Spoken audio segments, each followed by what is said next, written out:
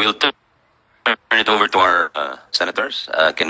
We'll have first Senator Raffy Tulfo, then our two Vice Chair, Senator Win and Senator JV. Senator Raffy, you have 10 minutes. Go ahead, sir. Thank you, Mr. Chair. First of all, I would like to congratulate the Bureau of Customs doon po sa kanilang napakaganda accomplishment. Meron po silang naharang na shabu sa Port of Subic worth 3 billion.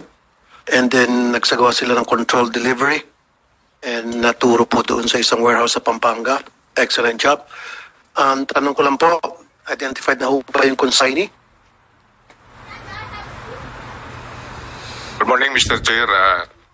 Deputy Commissioner Joey Maxoy, Deputy Commissioner for Intelligence, Bureau of Customs. Sir, the consignee is a one-time consignee. One-time consignee. Okay. Yes, sir. And his name or her name? It's the name, sir, is Locar. When we Local? Locar, sir, Locar. Locar. Yes, sir. And who's Locar? The L-O-W-C-A-R? LOCER, sir. Okay. At sino po yung mga nasa likod ng Locar? Ano yung mga personality? Sir, this operation was a combined operation between the National Bureau of Investigation. Yes, sir. Ang tanong ko lang po, sino po nagmamayari ng Locar? Sir, it is still on the process of investigation by the NBI. Yes, sir. Pero sa ngayon, siyempre may pangalan po kayo. Anong pangalan po yung nakalista doon sa Locar bilang mga may-ari? Sir, actually, there is an ongoing operation, sir. I will reveal it to you personally, sir, if you are allowed. Ako, unahan na kita. Wala kayong mahuli. Kasi po, yung nakapangalan dyan sa Locar, yan po yung mga taong hindi nyo na po makikita magpakailanman. Karamihan po sa mga consignee, mga may-ari, kung hindi kasambahay, driver, tambay, o dili kaya mga patay na binuhay. And you guys in customs knows that. You know that. And yet nakakalusot. Bakit hindi nyo vinibet na mabuti ang mga consignee na nag-apply dyan? Di ba dapat pag nag-apply ng consignee ang isang negosyante, he will apply or she will apply as a consignee. Iba merong thorough vetting ang ginagawa. Pero hindi nyo po ginagawa. Paano pong klaseng vetting ang ginagawa nyo po pala? Maumpisa natin. Halimbawa, si Mario, mag-apply siya bilang consignee. Ano po yung proseso? Sir, there is a verification process conducted by the Customs Intelligence Investigation Service. What kind of verification halimbawa? Sir, the addresses, the legality of the documents, and all other, sir, with a background check of all the information. Very good. Yes, sir. Now, kung si Juan mag-apply siya bilang consignee at sasabihin niya magpaparating siya ng mga kargamento o high-valued goods. Bawa. Tulad nitong si Loca, sabi mo bago lang, di ba? Okay. Now, si Juan mag-apply bilang consignee na magpaparating ng high-value goods. Anong klaseng betting ang ginagawa niyo po? Sir, there is an existing office within the Bureau, under... Kaya nga po, anong ang klaseng vetting ang tanong ko? Sir, there is Siyempre a... mag-uumpisa, verification, papakita ng ID. Tama? Tapos, magpapakita ng, ano pa, sa ID. Sir, there are required documents to be submitted, sir, Like? to an importer. Like, The business permit, sir. business The permit, address, the ability, sir. the ability. Okay, sige. Doon sa the ability, anong mga dokumentong hinahanap nyo to prove that he has the ability to ship ng mga kargamento na, like I mentioned, high-valued goods? Of course, sir, the financial capacity is one. Okay. The specific address, sir, of the importer. Okay na yung specific address. Paano nga po? Anong klase mga dokumentong hinahanap nyo na siya talaga ay may kakayahan na mag-import ng mga high-valued goods o ng mga kargamento na lang? Ano po mga requirements? Turuan na kita, bank accounts, right? Yes, sir. Of course, yung bank accounts, madali naman po yung pupunduhan. Now, sa income tax, nag-require kayo? Income tax return. To prove na O nga, meron nga siyang 10 million. Kasi sa requirement yun, di ba?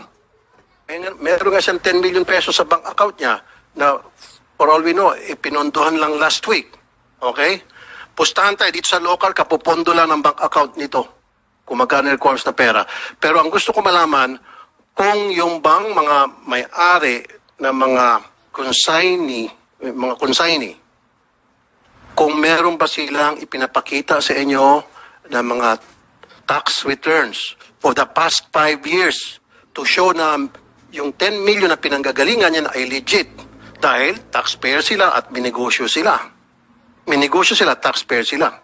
Now, ang tanong ko, meron ba ganun kayong ginagawa na dapat ni-require nyo ang lahat ng consignee na mag-submit at least 5 years of tax return from the BIR to show na talagang hindi sila house show at meron silang capability na magparating ng mga kargamento at hindi sila illegal. Sir, for information, income tax return is a requirement. Hanggang ilang taon? Kasi sir, yung pagpipresenta, ako po ipupusta, papaputol ko ng mga daliri ko ngayon, hanggang 1 taon lang hinihingi nyo. Hindi kayo humingi hanggang 5 years. Kasi yung 1 taon lang hinihingi nyo income tax return, nagagawa ng paraan yan, kung may mga taga-BIR dito, kasabot ang mga taga-BIR, nakakalusot. Kaya ang tanong ko, meron ba kayong 5 taon na income tax return ni-require sa mga consignee, pati yung mga nag-open ng mga brokerage? At yan ay BIR, kan talagang totoo, legit, yung mga income tax return na sinasubmit ng mga aplikante para magkaroon ng consignment. Para maging consignee. Dahil kapag sinabi mo, oh, I need those lists and give it to us. At gusto ko manumpa ka muna bago mo ibigay sa aming listahan. Sir, you only allow 1 year submission, sir. Exactly. Why not 5 years?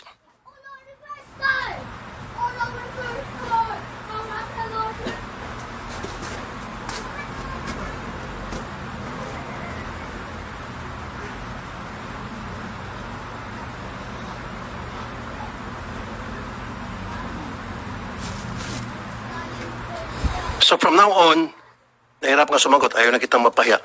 From now on, lahat ng mga consignee nyo dyan, itingnan nyo kung sino yung napakaraming may parating na makuha na ng mga kargamento, high-valued goods.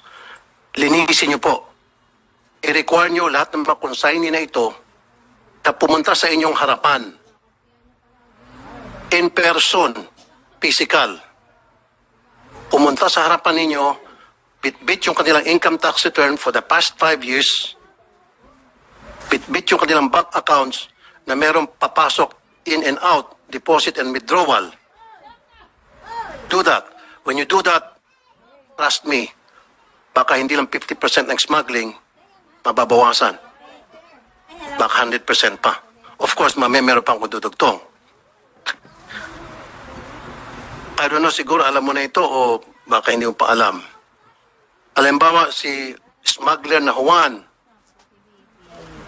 gusto niya mag-smuggle. All he has to do is, magbubukas siya ng isang brokerage na legit. At sa baba ng brokerage na yan, magbubukas siya ng 2 or 3 consignee na legit din. Itong legit na broker at consignee, ito yung magpaparating ng mga legit na kargamento. So makikilala siya bilang legit. On the other hand, magbubukas siya ng another brokerage, ito na yung hausyaw.